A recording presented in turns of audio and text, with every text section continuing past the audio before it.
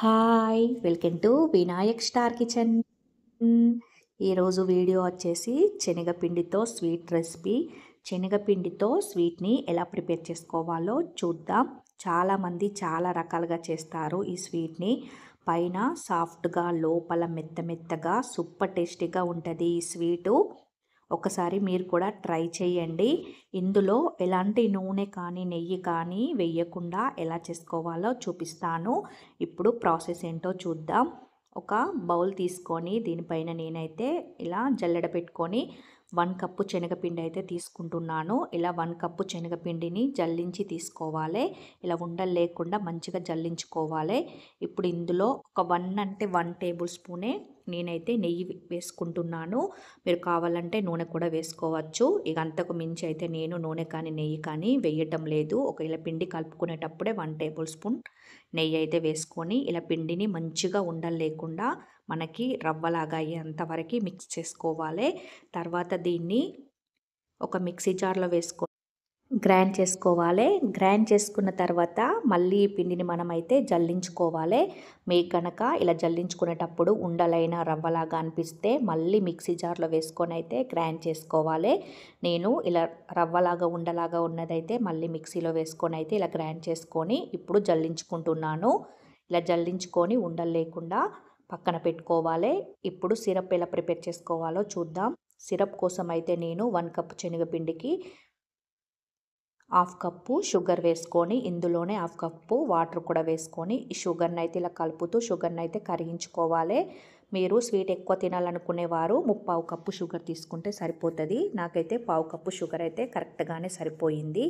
ఇప్పుడు ఎలాంటి పాకం అయితే అవసరం లేదు. ఒక షుగర్ కరిగిపోతే సరిపోతుంది. ఇప్పుడు ఈ షుగర్ సిరప్ని పక్కకి పెట్టుకొని ఒక కడాయి పెట్టుకొని ఇందులో మనం జల్లించి పెట్టుకున్న శనగపిండిని కూడా వేసుకొని ఒక 3 నిమిషాలు పచ్చివాసన పోయేదాకా ఫ్రై చేసుకోవాలి. గ్యాస్ సిమ్ములోనే పెట్టి ఫ్రై చేసుకోవాలి. లేదంటే ఇది తొందరగా మాడిపోయి మనకి టేస్ట్ అనేది బాగోదు. ఇలా కలుపుతూనే మనం ఉండలనేది లేకుండా మంచిగా మిక్స్ చేసుకుంటూ పచ్చివాసన పోయేదాకా ఒక 3 నిమిషాలు గ్యాస్ అయితే సిమ్లోనే పెట్టి ఫ్రై చేసుకోవాలి. ఇలా 3 నిమిషాలు మంచిగా ఫ్రై చేసుకున్న తర్వాత ఇప్పుడు ఇందులో నేనైతే 1 కప్పు మిల్క్నైతే వేసుకుంటున్నాను. కాగబెట్టుకొని చల్లార్చుకున్న పాలనైతే ఇలా కొన్ని వేసుకుంటూ మిక్స్ చేసుకోవాలి. ఉండలనేది లేకుండా మంచిగా మిక్స్ చేసుకోవాలి. ఈ పాలు మొత్తం ఈ శనగపిండిని అబ్జర్వ్ చేసుకునేదాకా ఇలా కలుపుతూనే ఫ్రై చేసుకోవాలి.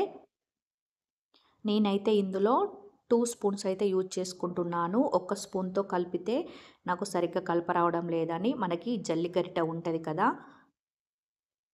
జల్లి గరిటతో అలాగే స్పూన్తో నేనైతే 2 స్పూన్తో మిక్స్ చేసుకుంటున్నాను. చూడండి ఇలా మంచిగా ఉండలు లేకుండా పాలనేది మనకి పిండిని అబ్జర్వ్ చేసుకునేదాకా మిక్స్ చేసుకొని ఇప్పుడు ఇందులో మనం ప్రిపేర్ చేసి పెట్టుకున్న సిరప్ని కూడా ఇలా వేసుకోవాలి. కొంచెం వేసుకుంటూ మిక్స్ చేసుకోండి. నేనైతే ఒకేసారి వేసుకొని మిక్స్ చేసుకుంటున్నాను. చూడండి మనకి ఇలా జల్లి గరిటతో మనం ఇలా మిక్స్ చేస్తే మనకి ఉండలు అనేటివి లేకుండా చక్కగా మిక్స్ అయిపోతుంది.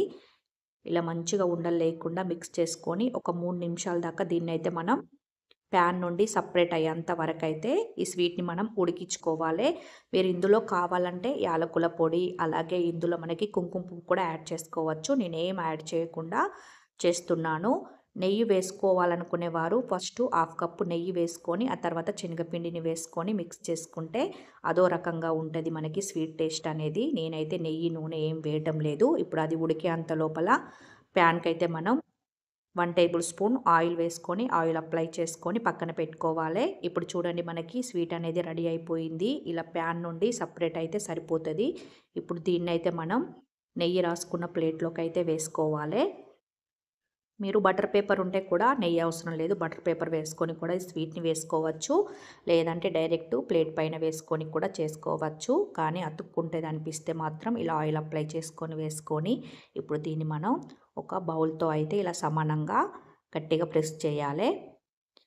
తర్వాత దీన్ని ఇలా సైడ్లకి ఎడ్జెస్ మొత్తం ఇలా ఫింగర్స్తో ఇలా సమానంగా ఎడ్జెస్ అయితే ఇలా సమానంగా ప్రెస్ చేసుకోవాలి. ఇప్పుడు దీన్ని మనం ఒక 10 మినిట్స్ లేదా 15 మినిట్స్ పక్కన పెట్టుకొని చల్లారబెట్టుకోండి.